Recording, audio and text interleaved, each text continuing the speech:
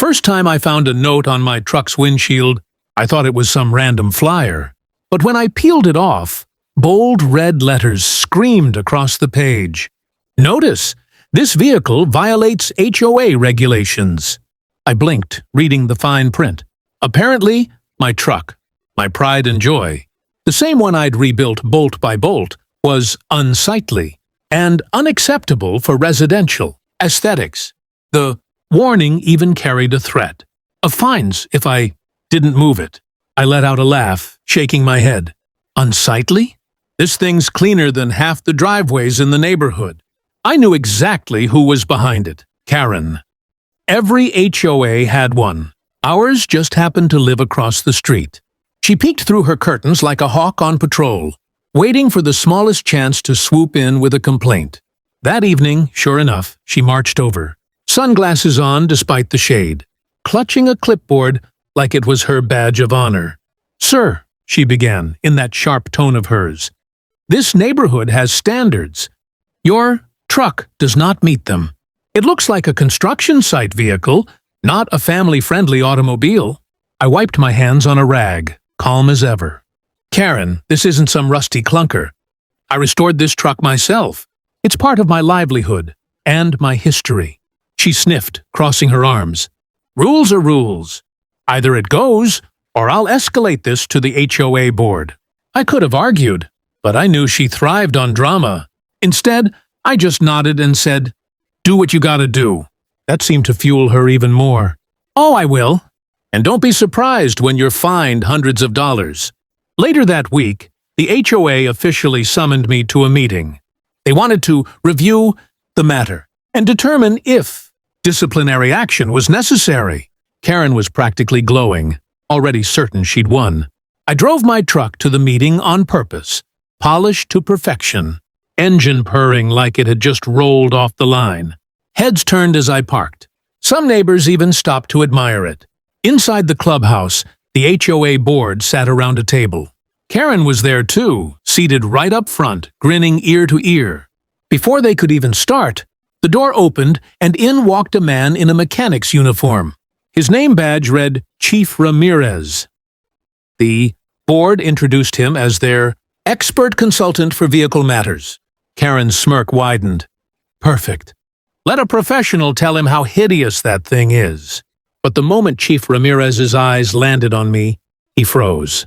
Then he broke into the widest grin I'd seen all week. "Wait a second," he said loudly, pointing straight at me. "That's my instructor." The room fell silent. Karen's jaw practically hit the floor. Every head in the HOA meeting turned toward Chief Ramirez. He wasn't just smiling. He looked downright honored. Karen blinked in confusion. "Excuse me, instructor? What are you talking about?" Ramirez walked straight up to me, gripping my hand firmly. "This man right here. He trained me when I was just starting out at the academy. He's the reason I even passed my certifications. You don't forget a teacher like that." A few board members raised their brows, clearly surprised. I just chuckled, shaking my head. "Didn't think I'd run into you here, Chief." Karen's face turned red. "Wait, academy? You mean this man is some kind of mechanic?" Ramirez nodded proudly. "Not just a mechanic. He's an instructor, one of the best. He taught me the fundamentals of engine rebuilds, diagnostics, and restoration. If you're looking at his truck and calling it unsightly, you clearly don't know what you're looking at." Gasps rippled through the room. Some board members leaned forward, peering at me like they were suddenly in the presence of someone important. Karen, however, wasn't about to back down. "Well, maybe he taught you," she snapped. "But this neighborhood has rules. It doesn't matter how shiny he makes it. That truck is out of place." Ramirez turned toward her, his eyes narrowing slightly. "Ma'am, with all due respect, that truck is a work of art. I saw it outside. It's spotless, perfectly maintained. If you fined him for that, you'd be fining half the neighborhood for their regular cars." The HOA president cleared his throat, clearly uncomfortable. "Chief Ramirez, we appreciate your input. But the issue is less about mechanics and more about aesthetics." That was Karen's cue. She pounced. "Exactly. A giant hunk of metal parked out front makes the neighborhood look cheap. It scares off buyers. It lowers property values. The words stung, not because they were true, but because they showed how little she understood. My truck wasn't a hunk of metal. It was history. Sweat, late nights, busted knuckles. Years of work were in every polished inch of that vehicle. Ramirez wasn't having it. He slammed his hand on the table, startling half the board. Lower property values? That's nonsense. If anything, having a perfectly restored, vintage-quality truck parked here adds character. You've got no idea what collectors would pay just to own a vehicle like his. Karen opened her mouth, but no words came out. Her smug confidence wavered. The president sighed, rubbing his temples. Look, let's settle this fairly. We'll need to inspect the truck formally before making a final ruling. I smirked, gladly. She can pick the day. I'll have it shining like it's ready for a show. Karen's glare followed me as the meeting adjourned. She wasn't defeated. Not yet. But the look in her eyes told me she was already plotting her next move. Karen wasted no time scheduling the inspection. She set it for Saturday morning, right when the neighborhood was busiest. Joggers, dog walkers, and families all out and about. I knew exactly what she was doing. She wanted an audience. Fine by me. If she wanted a show, I'd give her one. That Friday night, I was in the driveway, polishing every inch of chrome, buffing the paint until it gleamed under the porch light. I made sure the engine purred smoother than a luxury car. Even the tires were spotless. My truck didn't just look good. It looked unbeatable. By Saturday, neighbors gathered around as the HOA board arrived, clipboards in hand.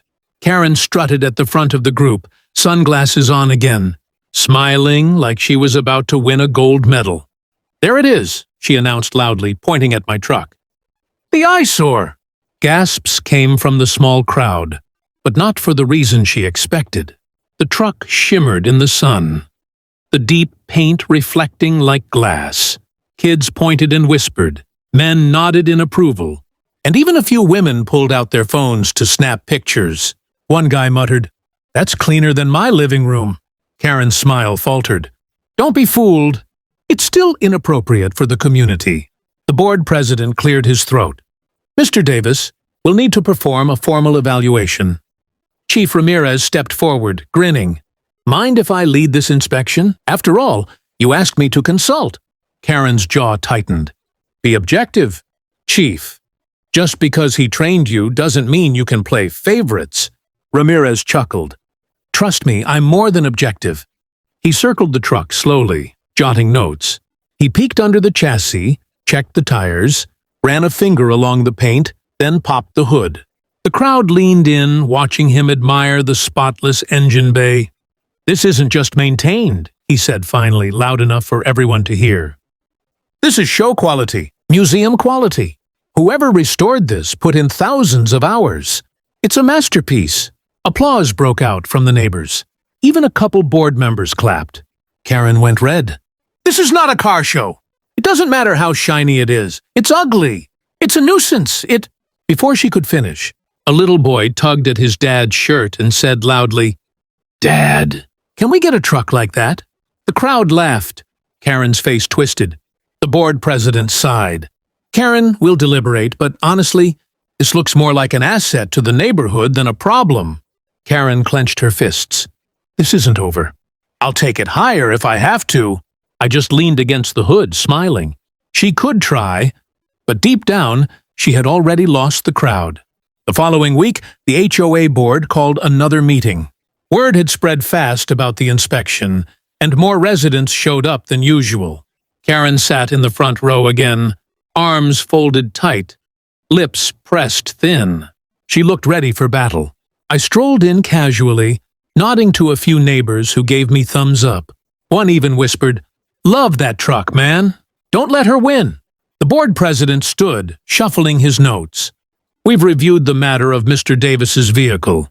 After consulting with Chief Ramirez and considering community input, we've reached a decision." Karen leaned forward, practically vibrating. "Finally, justice." The president cleared his throat. "The board finds that the vehicle in question is not in violation of HOA standards. In fact, its condition and upkeep reflect positively on the neighborhood. No fines will be issued. The room broke into murmurs, some clapping. Ramirez grinned from the side, arms crossed like he already knew this was coming. Karen shot to her feet. "What? That's ridiculous. You're telling me a massive truck parked outside is positive? You're all blind." The president raised a hand. "Karen, we appreciate your concern, but the decision is final." She stomped her foot. "Then I'll appeal.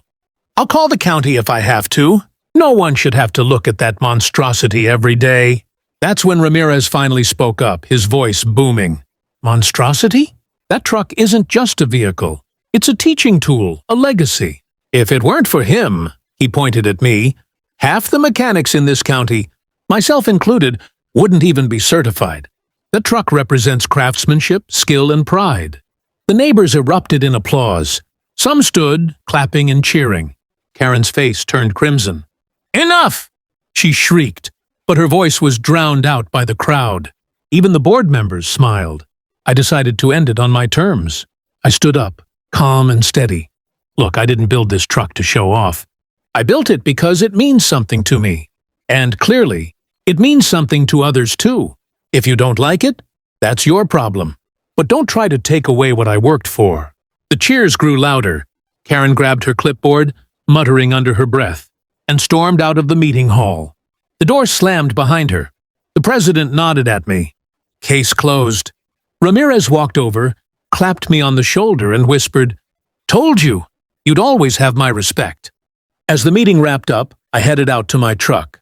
Neighbors gathered around, asking questions about the restoration, some even offering to buy it. I just laughed, patting the hood. "Not for sale," I said. "This one's family." And with that, I climbed in, fired up the engine, and drove home, victorious. Enjoying this wild HOA showdown? Hit subscribe for more unbelievable neighborhood drama stories. Give this video a like if you loved seeing Karen get shut down, and drop a comment. Would your HOA have sided with the truck owner or Karen?